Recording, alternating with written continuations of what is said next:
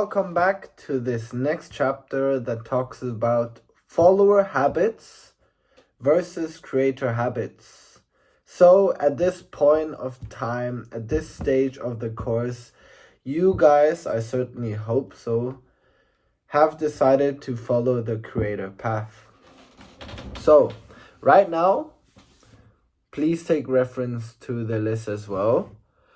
I will explain some of the habits that I personally apply that has helped me a lot as a creator.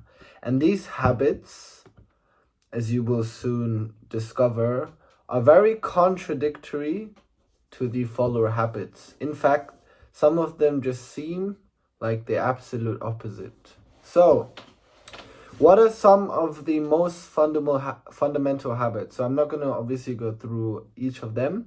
I'll pick the ones that have been the most effective and most important for myself. So number one, followers in itself follow other people. So as a creator, you do have to realize to not follow a lot of people. Depending on how big your account is, the correlation between followers and following is often not added up. A lot of people say this, but I believe it's a misconception. Some people say that the more followers you have, that automatically means that you can follow more. So in other words, if you have 1,000 followers, you should just follow 100. But if you have 1,000,000 followers, then you can follow 1,000. So I'm not too sure where they got this misconception from. But for me, my standard rule or my standard practice is to keep the people that I'm following either super, super close to me, like they're my close friends or family, or they are creators or businesses that I'm potentially partnering up with.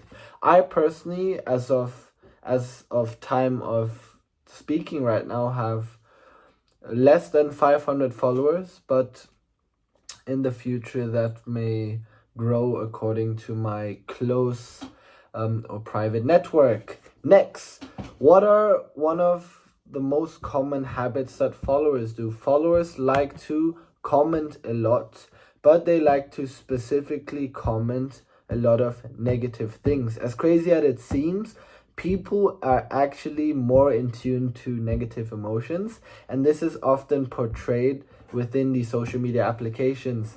Generally, if you go towards any video that talks about something very sensitive, a sensitive topic, you will most likely have comments that are majority opinionated, either positive or negative. Mostly it's negative, depending on the message you're trying to spread.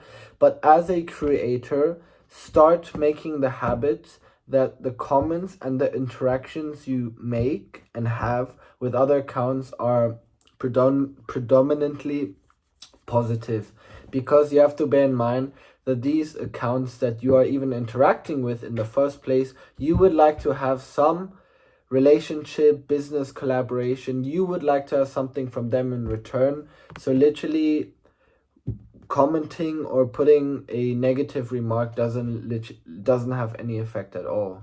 So in other words, be positive, not only as a person, but also when you channel your energy towards the social media applications. Next, what are one of my most common habits that I do very often in terms of video production is I like to record and I like to edit videos. And especially if you're in the beginning stages of your accounts, you're pretty much doing production by yourself. So at the very early stages, I do the production myself. And I like to make the habit that the day that I record, at the same day, I edit and I do the production work. Obviously, it's not such high production effort, but simple applications like Canva will allow you and enable you to use effective tools to do production quite quickly and quite effectively and quite simply as well. So that is a very common habit I do, and that is also primarily because it clears up storage. I'm not too sure what phone you guys are using, but if it's iPhone, very often you guys should know this, your storage runs out Whether you have iCloud or Google Drive or not, your storage is often an issue when it comes to video recording. And I don't want you ladies and gentlemen out there to start recording a video and halfway for it to be deleted because the storage is full. And that has happened to me very, very often, so it's something I should bear in mind as well. So last but not least, one of my most